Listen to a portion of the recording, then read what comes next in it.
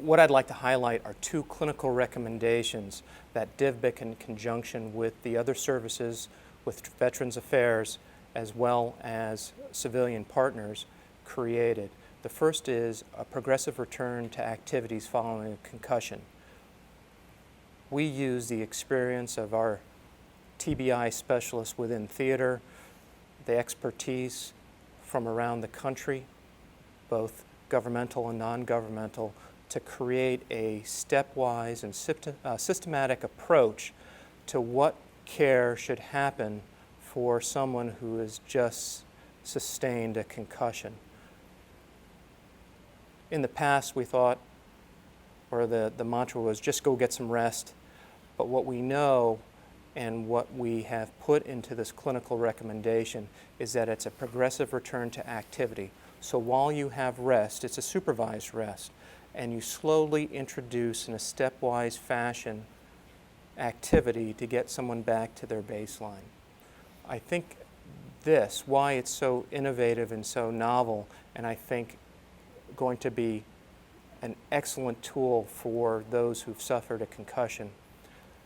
It gives them a roadmap back to health. It tells them the little things about, what they should be doing, how much caffeine should they be taking, how much activity, should they be on their cell phone, things that are important that you may not think about, which may be detrimental to your recovery, are now solidified in this clinical recommendation and can be useful in sports concussion, blast concussion, for any type of acute concussion. So a progressive return to activity, maybe that's hard to conceptualize, but what we're talking about is getting evaluated early, getting diagnosed with a concussion, taking the prescribed amount of rest needed. Based on your symptoms, you get to progress through the stages to the next level of activity to slowly bring you back to your normal daily activities. So that might entail sleeping for a period of time, not talking on the phone, not using a cell phone, not watching the video games or playing video games or watching television, but slowly introducing those things.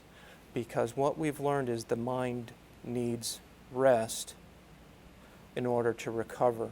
And some of the things that you might do every day, you may not realize, may not allow your brain to rest to actually recover. And then slowly introduce in a stepwise fashion different activities. I mentioned maybe using your phone, watching television, playing a video game, but to ensure that you're getting the right amount of sleep, that your pain is being controlled, and if your symptoms aren't getting better, you now have an idea of what those worrisome things are that you can go back and seek medical care.